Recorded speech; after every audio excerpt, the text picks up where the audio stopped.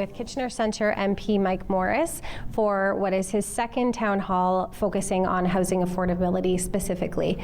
The first event and town hall that Mike had focusing on the housing crisis, both here in Waterloo Region and across the country, was held back in May, live out of the Rogers TV studio in Kitchener. And tonight we are pleased to be partnering again with Rogers to bring this event to you in the comfort of your own home. And we also have an in-person audience here with us at the Odd. So if anybody's interested in submitting questions throughout the night, whether you're watching at home or even if you're here in person with us and you're not feeling brave enough to stand up in the room, you can just submit your questions for Mike and a group of panelists on Mike's website. So that's mikemorricemp.ca, and right on the homepage you'll find a link where you can submit your questions that Mike and the panelists will be answering throughout the evening. The focus of our conversation tonight being on housing affordability and finding safe and accessible places for everyone in our community to live. I think it's important for us to acknowledge that the space that we're holding this conversation on and the work that Mike and his team are doing on a daily basis are happening here in Kitchener Centre, which is on the traditional territory of the Haudenosaunee, Anishinaabe, and Neutral people. Especially with this topic in mind, I think it's important for us to reflect on the injustices of the past and keep that in mind to help shape this conversation here tonight in honor of real truth and reconciliation. So before I turn things over to Mike, we do want to hear from you on some of the work that you're doing, that you've been working on in Ottawa as recently as just in the last couple of weeks. We do have our panelists that will join. But as I mentioned, this is the second town hall that you focus specifically on the housing crisis. So why has that been so important to you that you're dedicating 2 events to that topic? Well, it's because of the word you just used, Ross. This is a crisis that we're in, and it's one that's only been getting worse in recent years. And so we know the most recent point-in-count study, for example, on the number of people living unsheltered has tripled since 2018, from just over 300 to over 1,000, some of which are more visibly at in encampments in the downtown. Some are less visible. All the same, we know that the unsheltered population is growing exponentially. We also know that the cost of housing continues to rise. Some of the stats, if you look back to 2005, the cost of housing has gone up almost 3 times, 275%. Over that same time, wages have gone up 42%. What it means is the house prices are exponentially growing, as are rents, at a time when the money we make is not. And that means that all across our community, people are feeling the pinch, some of which are leaving our community altogether. And that's what I continue to hear. Those who are waiting for affordable housing, our community housing wait list for a 1-bedroom apartment is up to 8 years. Can you imagine waiting 8 years for a unit? That's the reality in our community today. What it means ultimately is that this crisis has and will continue to define our community over the coming years, and it's one we need to take action on at all levels of government. And so I'm actually quite glad in our studio audience, MPP Laura May Lindo is with us, listening in to this conversation, recognizing that we need action at the federal, provincial, and municipal governments, recognizing homes should be places that people live, as opposed to commodities that investors trade. And so I can speak from kind of our team's point of view. We've been doing research over the past year to look into, well, where is it that we could help to address not only getting the investments we need, and I know we're going to have panelists joining us talking about the investments that are needed to build the units that are required in our community, but also to address the rules of the game, the market conditions. And so when we look at that, one of the things we're doing as a team that I've proposed on the floor of the House of Commons through a private member's motion is addressing some of the institutional investors. And so actually I had someone say to me recently, they said, it's kind of like going to a Leafs game that, rather than competing with individuals, now we're competing with corporations when it comes to renting and buying homes, whether that's a pension fund or a real estate investment trust. And so one of the reasonable proposals that I've put forwards is to say, well, shouldn't we at least have these real estate investment trusts paying the same corporate tax rate that everyone else does? And if they were to do that, could we not then use those funds to reinvest in organizations that are building the affordable, accessible, dignified units that are needed to meet the crisis that we are in? One of many needed solutions if we're going to address this crisis head on, and if our community is going to rise beyond, almost like we have a tale of two cities right now, when it comes to some who are seeing real prosperity in our community and others who are feeling left behind. So there's, of course, a lot of work to do. We are also, though, lucky that there are many organizations in our community who have been and are continuing to do the work. One of those organizations is the Working Center. And, since the early 80s, Joe and Steph Mancini and the rest of their team at the Working Center have been doing an incredible job. I understand we've got a video from them coming up next, so we'll go to that next so you can hear about some of the progress that's being made, and then as we come back, getting into some of the questions that I know we're going to have from in the room, online, and hearing from some of our panelists, of course, as well. And so we'll go to hear from the Working Center here next.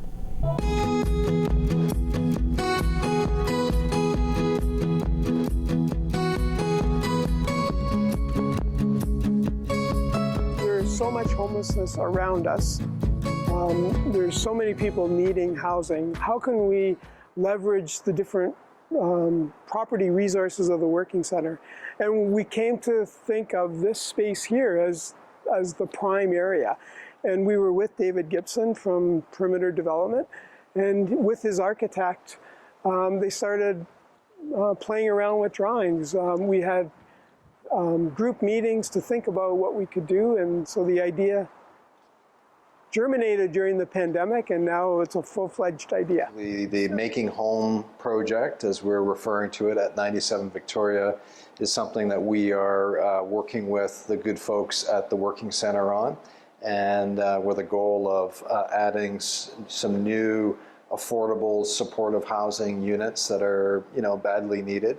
Along with sort of some wraparound support services and a new, St. John's Kitchen facility to the piece of land and buildings that the Working Center own at 97 Victoria at Victoria and Weaver Street. So that's kind of in a nutshell what the project's all about. So the plan is to recreate the second floor, which is where St. John's Kitchen is now, and then add a third floor, and we're going to create 44 new units. They're small units. They're very much kind of communal units in that we're going to be providing food in kind of a dorm kind of style, but that's a really important thing because that builds community. On the main floor, where there'll be St. John's Kitchen anyways, but then, and the showers and and washrooms, all the important supports of St. John's Kitchen, the laundry. And then there's also going to be much more room for medical center, counseling, all the kinds of the safe supply work that we're doing, all the kinds of supports that people need. So, we made the suggestion to them that, we'd be happy to call on a sort of an architect friend of ours to just take a look at their particular property on Victoria Street and, just do a little bit of blue sky thinking about how that could be better utilized to, to deal with some of these, key issues. And this property will really change its complexion and the way the services are provided. 44 units of housing is really a major contribution to supporting the group that finds itself homeless without other options. But providing the supports in context of St. John's Kitchen.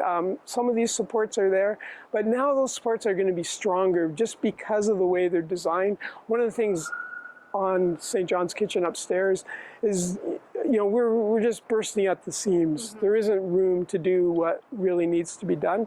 This is kind of designed to do the work on a higher level, and that will bring in resources to make these things possible. We're really excited. I mean, again, it's a little bit different from everything that we do, but we also recognize that to have a full, complete community, it's not just there's our main focus of work that we do. It plays a role, but it's important to help out where we can to kind of help fill in and tackle some of these challenges in the community. And there's no one size fits all, or one project's going to solve everything. It's going to takes a lot of different projects and teamwork on a lot of people's parts to kind of make some inroads on some of these challenging issues. And I think as it relates to sort of community growth and just the advancement of the city and the region here, we can't turn a blind eye to some of these issues. And if we can use some of our skill set and our team here's talents to help contribute to move a project like this forward, it's rewarding for our company and for others as well. During the pandemic, the Working Center has been able to create those 80 units at University Avenue, really important units, and much of what we're designing here is based on our experience there. These 44 units are really important. We're also building 21 units on Queen Street, and that's funded through RHI, a federal government program, Rapid Housing Initiative. So we're going to take a breath. We're going to take a bit of a breather, but we do understand that there is need for more of these services. We've underserved ourselves in Waterloo Region in terms of these vital units that people really need, that help people make a transition from homelessness to housing.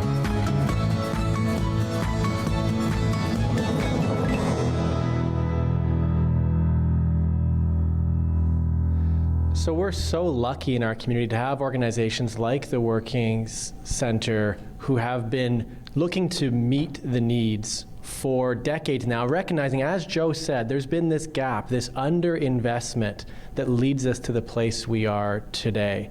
And so the rest of the conversation as we move through will now be turning to questions we're hearing from you. We've got a few that have come in already. The first I'll read out comes from Maydith, who's watching at home.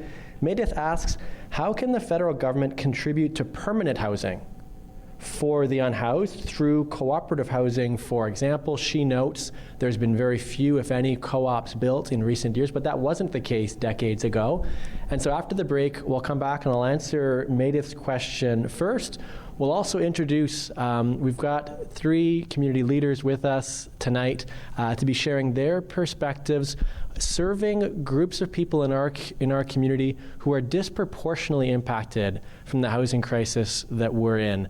And so stay tuned. We'll come back and hear from each of them next.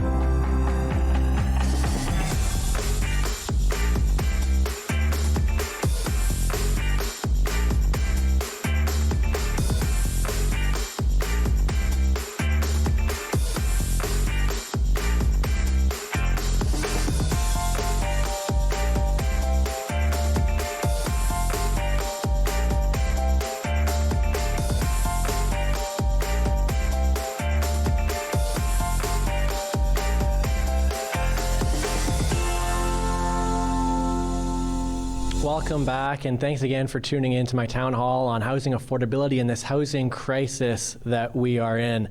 Before the break, I'd shared one of these first questions we'd had come in.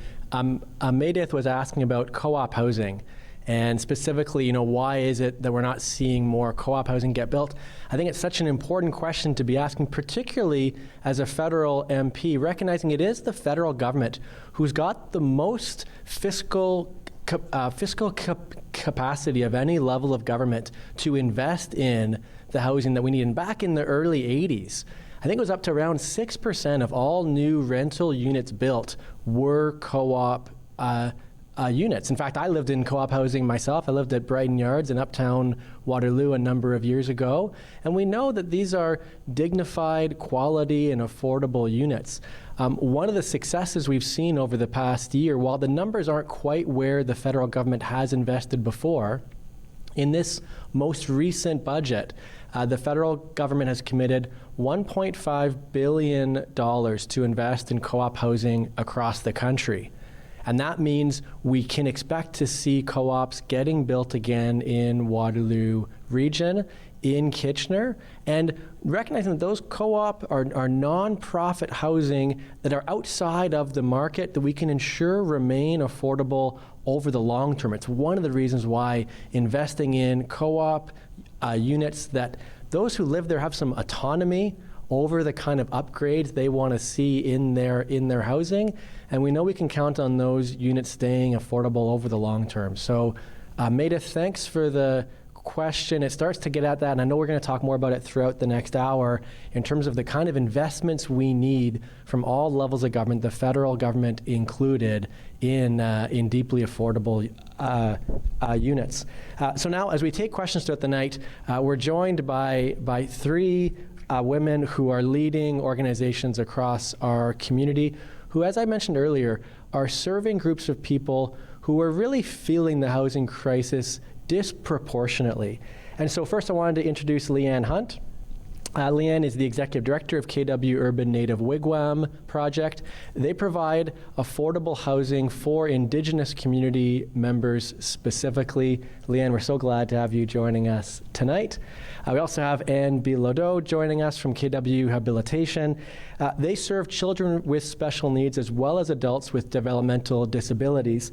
And while they provide a variety of services that include early learning supports, they also provide accessible, supportive housing. And we know, Anne, that is in particular short supply when we talk about accessible housing in particular. Third, we also have Pam Patel with us, who leads MT Space, a local arts organization dedicated to theater that centers marginalized voices to address social issues. And we know that the cost of housing is having a particular impact on artists and creatives in our community.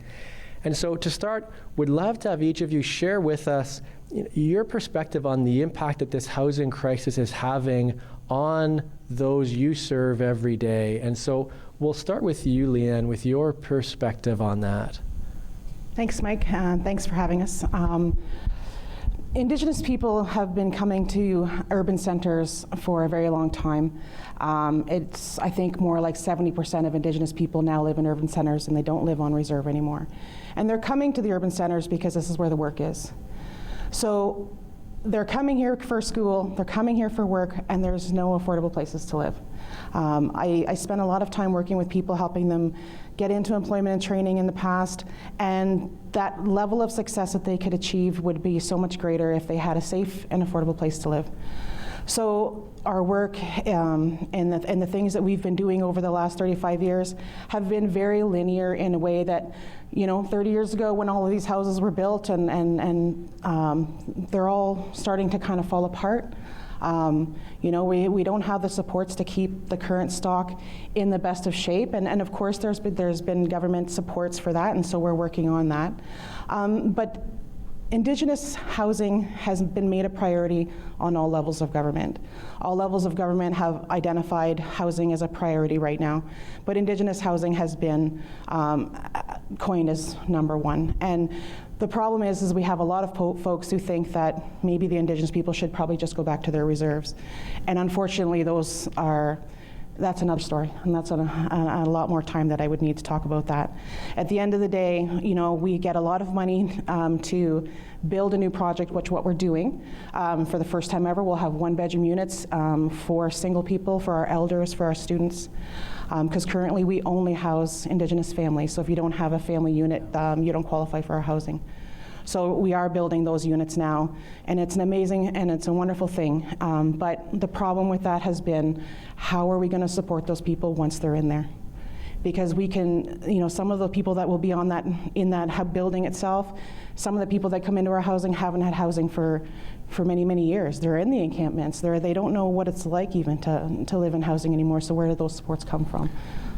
Leanne, thanks for starting us off in such a good way. I really appreciate that your perspective is, really important in this conversation, serving the urban Indigenous community members across Waterloo Region. And in terms of serving adults with developmental disabilities and the impact you're seeing in terms of accessible housing, can you share more there? Again, thank you for having me. What I'd like to start off with, and the only reason why I have papers in my hand, and then I'll go ad lib after that, is to talk about stats, right? When you think about stats, and have it off the top of my head, I wanted to make sure I was accurate. But just looking at the Ontario provincial investment in developmental services in particular, it's really been frozen, literally frozen, despite the large and growing need. But it driven, though, by caregivers and changing complexity of existing needs. So thinking of someone that you may know, a family member, or you may know of a parent that are aging, for example, what's happening right now is, as people age and complexities change, of course, waiting lists even get larger. There was a Ombudsman report in 2016, and it talked about suitable supportive housing. There were 13,000 people on the wait list. There were 15,000 that were actually living in appropriate housing. So imagine those who were living in housing, the wait list was just as large. Between 2014 and 2016, only 800 adults received the needed housing supports. So it was a mere 6% of the 2014 waiting list. Each year, the housing wait list for people with developmental disabilities, it increases about 1,200 people a year. Wait times for housing are 10 times longer for those with a developmental disability compared to the average person waiting for affordable housing without enough appropriate housing options. And this is the part that I think it should have an action item. If we don't have the housing, what happens is very expensive alternatives. One of the alternatives is called ALC, and some of you may know what that means. And what it means is alternative level of care in hospitals, because they wind up in hospitals. The average person with a developmental disability entering the emergency room is 5 to 10 times higher than the regular population, and they become ALCs because guess what? There's nowhere for them to go, and they require the support services too. So then what can happen? Your LTC facilities come into play. The average long-term care admission for a person with a developmental disability is 25 years earlier than the average person. So imagine that. Often what happens too is with aging parents, they go into an LTC and they bring their adult child along with them. Average age, unfortunately, in a nursing home can be about 2 to 3 years, and therefore you've got maybe a 40 or 45-year-old that has no one in that home. These are all facts that continue within our sector. Many of the less fortunate, though, also wind up in the shelter system. We're going to talk about human trafficking too. 18 to 30% of chronic shelters users have a developmental disability. So every demographic that we are going to talk about, or population that we're going to talk about, we absolutely have a high percentage of adults with a developmental disability. And I can only imagine, Anne, if the average wait time for an affordable supportive housing unit is 8 years, if someone then has in their criteria that it needs to also be an accessible unit, I imagine only a longer wait still. Well, my one stat that I'll wind up with is 100,000 Ontario adults have an intellectual disability, approximately. An estimate 40% or 40,000 of these individuals have a concurrent mental health diagnosis. At least 16,000 individuals with developmental disabilities are awaiting housing support. So they've got a 40-year wait list right now. Well, thanks for grounding us in some of those realities, Anne. I appreciate you bringing those stats to us this evening. Next, we'll shift to Pam. And Pam, I'd love to hear your sense of the impact the housing crisis is having on artists and creatives and newcomers to our community also. Yeah, thank you for the question, and thank you, Anne and Leanne, for sharing your experiences. I think we talked a little bit earlier, and there's a lot of overlap in the experiences that we're all having individually and also with communities that we work with. For the arts sector, I mean, the past 2 years took an exceptional hit on the industry to the point where there are a lot of artists and technicians who have left and aren't returning. And it's not because they don't want to be doing the work, it's a matter of survival for them. You know, the arts is one of the lowest paid industries in the country. And it's not because artists don't work hard or, you know, they mismanage financially. In fact, I find that the opposite is quite true. They're some of the hardest working and financially responsible people I know. But it's because of how our systems were built up here, right? We're living under these very colonial institutional systems that don't value and integrate arts into our daily lives the way that a lot of other cultural practices and a lot of cultures that some of the artists that we work with who are newcomers come from. So this is a reality we have lived with for a really long time, way before the past couple years, for decades and decades. And artists were able to make a little bit of a go at it, right? Some of them were lucky enough to be able to secure those kind of larger contracts with larger arts organizations, the bigger paychecks, and they moved to larger urban centers like Toronto, Montreal, Vancouver, and they juggled multiple jobs and they were able to secure some housing. It wasn't always adequate housing, I would say, but they secured some housing. Now we're at a point where the artists who are returning to the industry are having to turn down those bigger paycheck, bigger houses contracts, because even with that sort of financial support, they're not able to make a go of it. They're not able to secure any housing, and if they are able to secure housing, they don't have the funds to secure or put any food on the table. They're not able to actually sustain a livelihood. And so they're either leaving the industry or they're taking a sacrifice, they're becoming displaced, and they're looking at actually relocating to a place where there is less sort of that sustainability in terms of their profession, but at least they can sort of survive. So a lot of artists I know, you know, in the past year moved over to the East Coast, living in Halifax, and now even Halifax is becoming too expensive for them. So they're living in these rural areas where, again, it's really difficult because many of them don't have vehicles, and you need vehicles to survive, and it's just this very integrated system that's made for a very complicated situation. On top of that, you smear the fact that a lot of these artists that I'm working with are being asked to return CERB, which got them through the past couple of years. And so all of a sudden, they're having to look for money that doesn't exist in their bank accounts or in their pockets anymore. And forget about, you know, doing the art. They're thinking, where am I gonna live? Where am I gonna pay my bills from? Where am I gonna just simply look at how I'm going to wake up the next day? And to be honest, I mean, it's not just that some of these artists have left the industry. We're facing another mental health crisis here too, right? It's all interconnected, and immigrants and refugees didn't stop coming over the past 2 years. We work with a lot of newcomer artists, a lot of refugee artists. They're coming here and they're struggling to find housing for a lot of different reasons, for a lot of reasons that were already mentioned, for reasons that frankly are going against like human rights. You know, there's actual discriminatory practices that need to be addressed. Thanks, Pam, for helping bring together a number of different facets. If we think about our community, you know, the extent to which we embrace arts and culture is, in a lot of ways, the extent to which we'll thrive as a community. And if we aren't creating a community that is one that artists and creatives can afford to stay in, that want to choose to stay, that's to all of our loss. And so thanks for helping make some of those connections for us. I'm going to go to you next, Pam, again, because this next question, we've got a few coming in. The first one is one that I know is something that you're really passionate about, and Anne and Leanne might have something to add also. Online, someone's asking, and making it really, really clear, many people don't make enough money to afford housing. The question is, what are you doing to ensure that everyone can meet their basic needs? I know Pam in particular is a real advocate around a guaranteed basic income.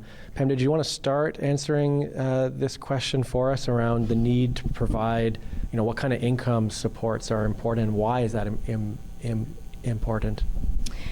Yeah, I mean, the kind of silver lining with CERB was that it proved that something like that is possible. And so, of course, we came together as arts organizations and artists across the country, and we have been pursuing these advocacy efforts. I talked to you a lot about this, talking to different policymakers, decision makers, politicians about what a guaranteed basic income could do. And when we talk about this, we don't mean, or even a basic income that is universal, something that subsidizes but also is in addition to the financial supports that already exist. Because the issue with some of the financial supports that already exist is that it's a form of financial surveillance for people. A lot of the artists who are under these systems have come and said, it's not actually a system that's helping to pull me out of poverty or to pull me out of a low income bracket. It's a system that feels like it's been made for me to stay there. And it's because I have to always be dotting my I's, crossing my T's, and making sure I don't step out of line.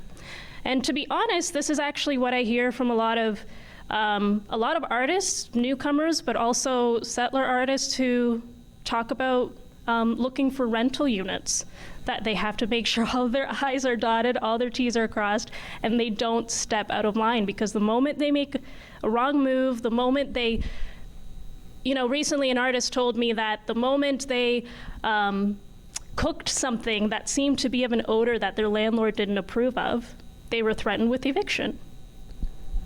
So these are the things that we're talking about. Maybe we can give an example of that, Pam, when we talk about the Ontario Disability Support Program, for example. And then I wonder if, Anne, you might want to share more here also. So as one example of an existing income support, Ontario Disability Support actually hasn't been raised in, I believe it's the last 8 years. So I mentioned earlier, right, cost of housing is up 275% since 2005. Some of these income supports have been remaining stagnant throughout. This year, there's finally talk of a 5% increase at a time of 8% inflation. Actually, is a decrease still. But a person living on ODSP, that total, I believe, is $1,169. The shelter allowance within that is less, I think it's $497. It's less than $500 a month or so. Anne can fact check for me on that. And we know that people with disabilities are disproportionately living in poverty. 40% of those living in poverty are Canadians with disabilities.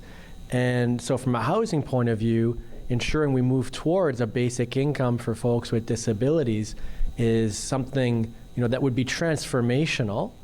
And from my team's point of view, something we've been working really hard on to build cross-party support for, thinking, can this finally be something that's pretty nonpartisan? Can we not all agree that Canadians with disabilities deserve a basic income, that we cannot close the social safety net here?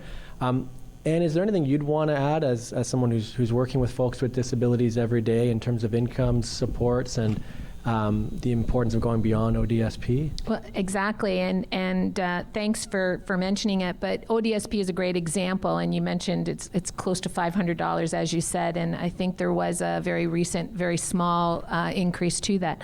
But add on to that the cost right now, right? The cost of rental, the cost of just living right now is so difficult. If you are part of an organization, a support organization where you get support, they could live differently than someone who is living at home or someone who is trying to live independently in the community. Because where can you go for $500 a month? There is a program that I think many of you are familiar with, and that's the Canada-Ontario Housing Benefit. That is a benefit program that we have here locally. I'd like to see people with developmental disabilities get a quota of that, because that doesn't happen in Waterloo Region, but it does in others. But that is an example of a good thing, that it's portable and it goes with the person. So right now, if you're in an affordable housing, for example, and you happen to be someone that has that rate of maybe $500 a month, if you move, that doesn't move with you. So there's a benefit program. There's something that can work. We just need more of it, and we need more of it, and we need to have more people access it. And so just along with that, there are other things that I think we can do. It's very hard for anyone to navigate our system. Anybody ever try? It's not exactly the easy. It's not exactly easy, and we have all of these different, right? We have all of these different potentials, or did you know about this? But your average person who has an adult child with a developmental disability, or they're independent enough themselves too that they, self-determine, make their own decisions, it's very difficult to know where all these are. But I think what is important is that we have a strong voice for us that can, on behalf of, and walk alongside. Well, we're certainly going to continue advocating for the Canada Disability Benefit, making some progress. The governing parties at least introduced legislation. Now we've got to continue to advocate for them to follow through on funding it. We've got more questions coming in online. We're going to have a chance for folks in the room as well. We need to go to a commercial now, and when we come back, we'll come back to continue taking more questions of yours on the housing crisis, how it's disproportionately impacting certain populations, and what we can do to solve it.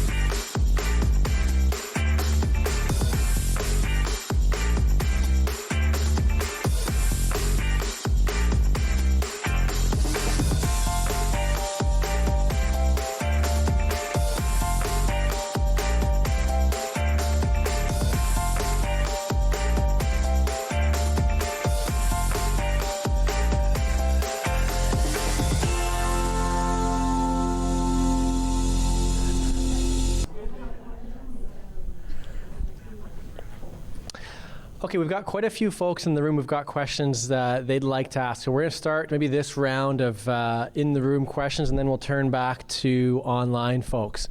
And so we're going to shift to my colleague who also represents Kitchener Centre. This is MPP Laura May Lindo is with us. Laura May has a question. Now, we're going to take the question, Laura May, I'm going to need to repeat it back, and then the panelists have a chance to answer it. So, MPP Lindo.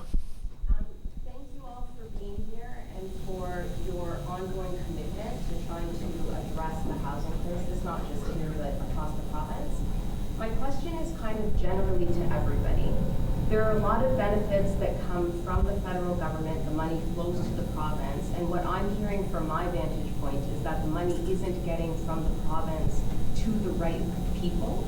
And so while the ideas in theory look really good, I hear things like the COG, there aren't sufficient numbers of people that are able to actually access it. So the number of people, and as we were saying, if you have a developmental disability, you don't have access. So my question is, what can we imagine from the federal level that can be like an accountability measure to make sure that when the money leaves the federal government and goes to the province, that the province has to actually provide the funding to address the issue that money was actually meant to address?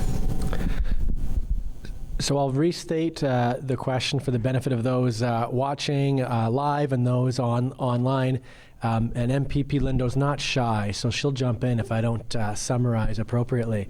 I believe the question that Laura May was asking is, what do our community leaders here with us tonight feel could be done to ensure that money that flows from the federal to the provincial government is then distributed quickly and appropriately, potentially with some criteria attached, to ensure it gets spent in the most effective ways? One concern being that there are times where maybe money is flowed from federal to provincial, but then doesn't translate to the communities who need it. Especially to the community organizations where you're working with the people that need that funding. But it's like it gets stopped somewhere. Especially to the community organizations who need the money most. Would anyone like to start us off in answering that question? Leanne? I think for me, my experience has been working within Indigenous organizations for the last 20 years, is that every single organization who receives federal, provincial, or municipal dollars can check off that box that they are working with Indigenous people.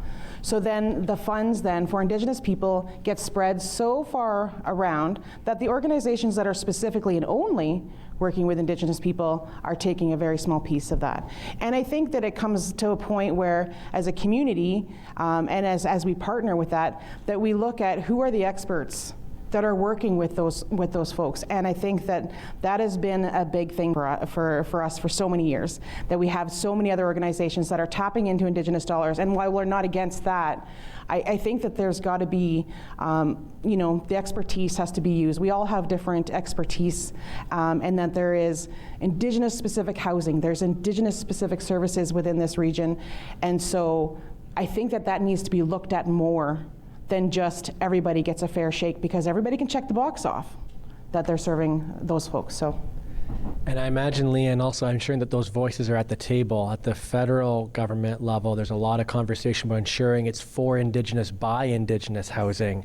And that means whether it's also true when it comes to the disability benefit, ensure that the disability community is at the table, but to ensure that your voice is represented at the federal table, to ensure that those criteria are in place in such a way that the money flows to the organizations who are most directly serving those who would benefit from the housing, I imagine, right? Anne or Pam, anything you wanted to add to that before we go on to the next question? I really liked that answer. And I would add that valuing experience, not just expertise, that these people who are the decision makers or, the folks around the table are those that are bringing the lived experience.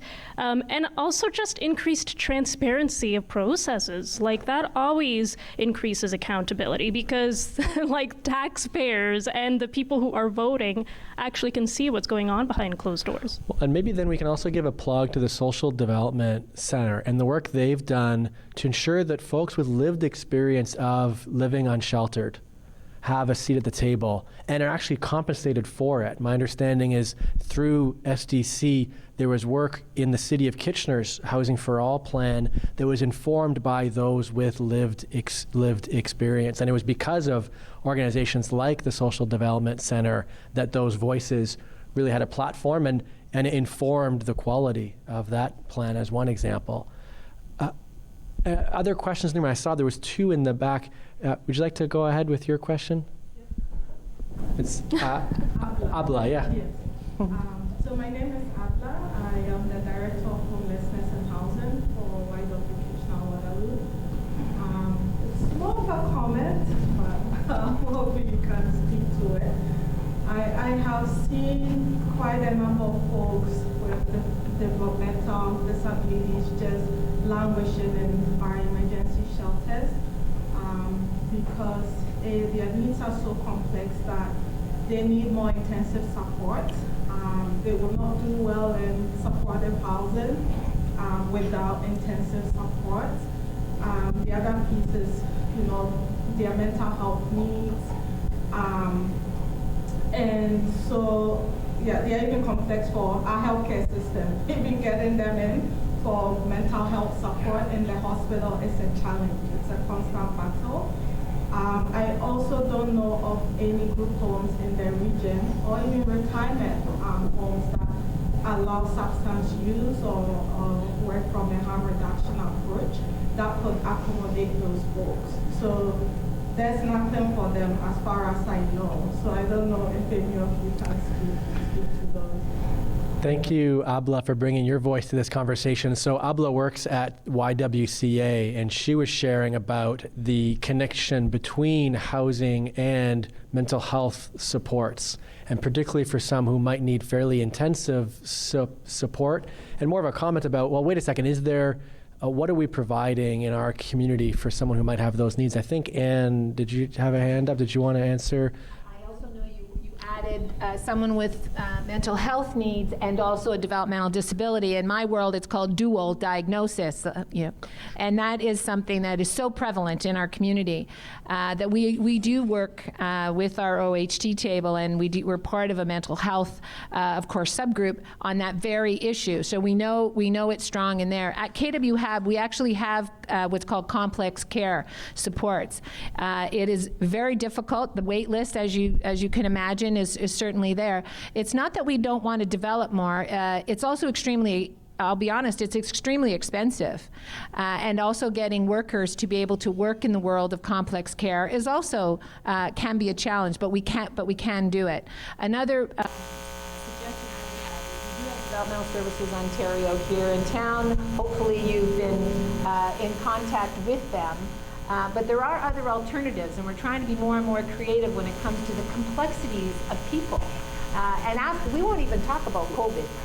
But anyway, so we can talk more in terms of that, and we'll connect. Okay, so we're going to switch to a video. Thanks for that, Anne. We've got one more video from Reap Green Solutions.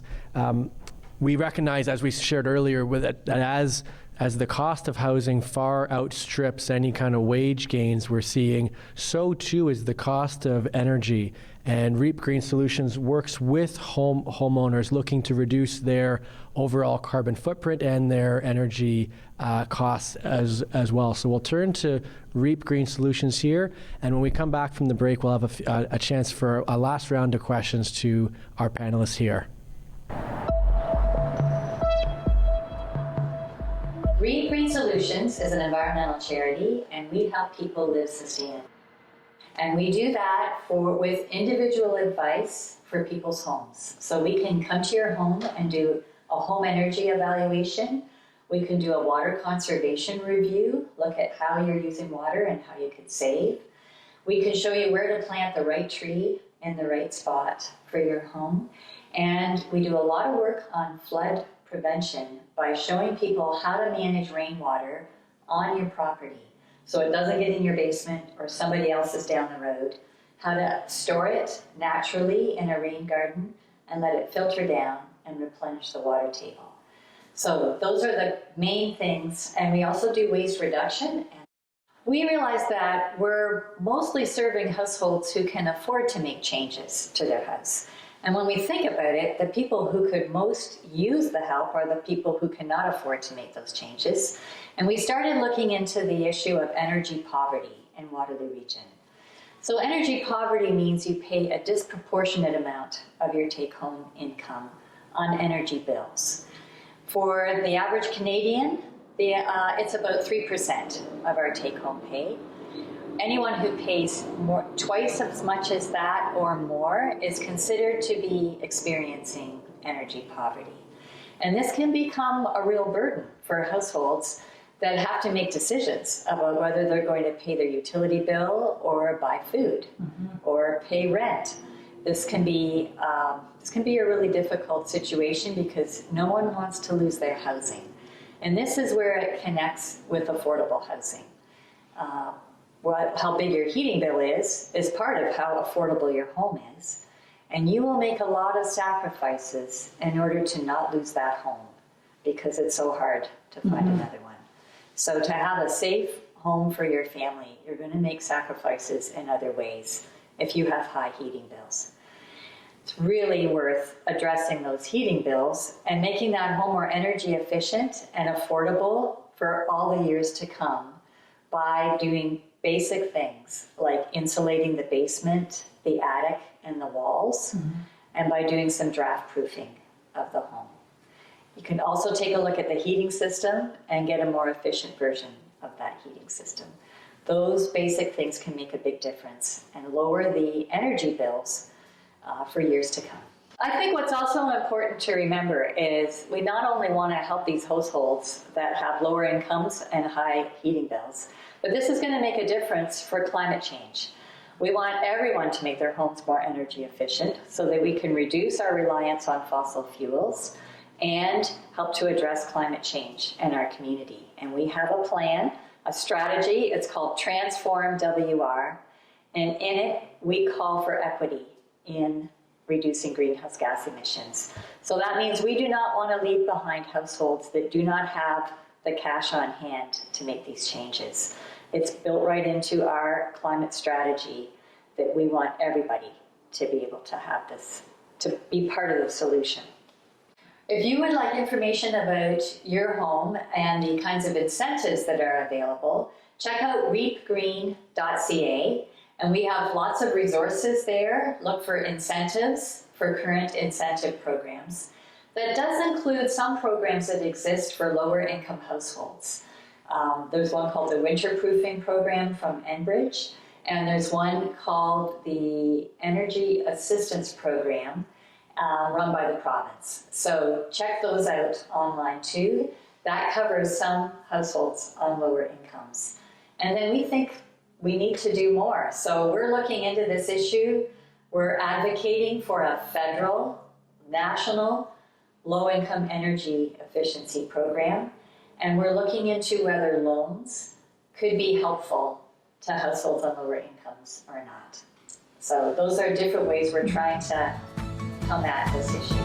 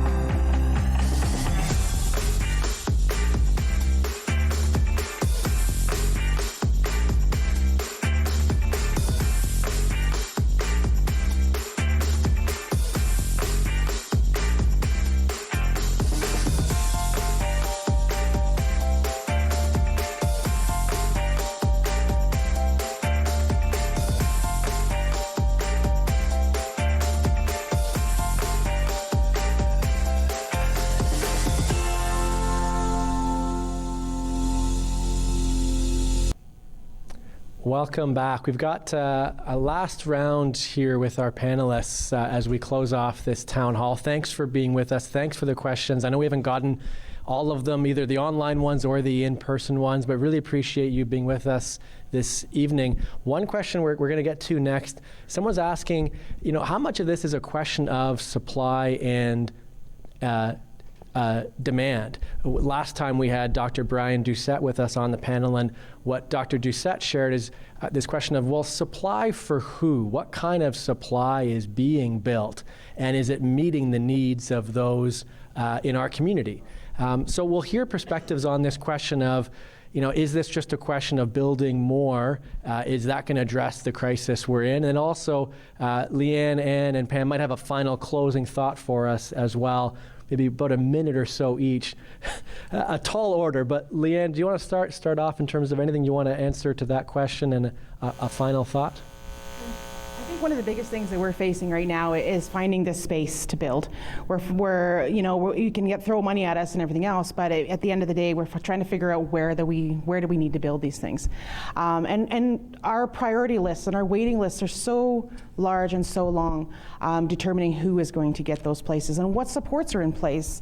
When you shut the door at the end of the day, what supports do people have? So supply and demand, it has to accompany supports. It really does. Their supports need to be there too. So while we're facing, people needing places to live, I think we need to think a little bit further than just giving them keys.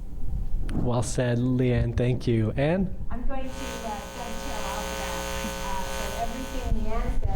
going to add to it. 1 bedroom, 2 bedroom, 3 bedroom are all needed. Your families, of course, with the 3 bedroom. But I also can look at what I call a cluster model of a 3 bedroom, a 2 bedroom, and a 1 bedroom, and I can have staff that can support in all 3. So it's not just supply and demand. It's what people need. It's what's good for them, and if they have a family, then that's important too. So I think it is very individual. And KW Hab, we're going to be building 1 and 2 bedroom for that very reason. And thanks for that. Those are the units we need. We need the larger units. So thanks so much for that. Pam. Yeah, and I'm going to keep building on that and say that for artists too, right? Their studio spaces, their workspaces are their apartments, are their homes. So it's for families, but it's also for those who are needing to accommodate for their work.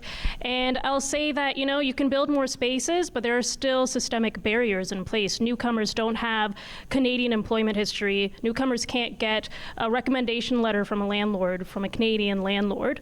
They don't have co-signers and guarantors that are here that can meet these minimum income requirements or rent to income ratios. And so there's still a lot of systemic barriers that need to be broken down. And I guess if we're going to be wrapping it up, I'm going to make a final plug for the guaranteed basic income, because the thing is that is going to lift so many people into a place where they're going to be able to have social capital and financially contribute and take risks in society, which is, what makes our communities vibrant. Thanks so much, Pam, to you, Anne, and Leanne for joining us tonight. But thanks also to the work that MT Space, KW Rehabilitation, and KW Urban Native Wigwam Project is doing in our community alongside REAP Green Solutions, the Working Center, and so many others. For me, that's where my hope is in both sides, that we need all levels of government working together to introduce the market conditions to address the crisis, and leaders like yourselves and your organizations to build the units and provide the supports that we so desperately need. That's my commitment as the MP for Kitchener Centre, is to continue to do all that I can, for example, on the Canada Disability Benefit, working across party lines. It's now 103 MPs who've either signed on to a letter that we started or have publicly communicated their support for a guaranteed income for folks with disabilities that we can be lifting out of poverty if we were to act with the pace that we know is needed. Thanks also to Rogers TV for hosting us, for those who've joined us in person at the Odd, as well as those who've joined us online. For those that are watching live, we're doing a passport clinic tomorrow from 10 to 3. For those thinking of traveling for March break, for example, you can feel free to come by to my team's office. We're at the corner of King and Water, right downtown Kitchener. If you want to stay connected, you can follow on social. It's at Morrice Mike. You can also sign up through my website, mikemorrismp.ca. If you want to hear about future town halls, consider joining us live for the next one. You can sign up for email updates from that website also. Thank you for joining us. Thanks for being a part of the conversation. And thank you three as well again for being a part of this. Have a wonderful night.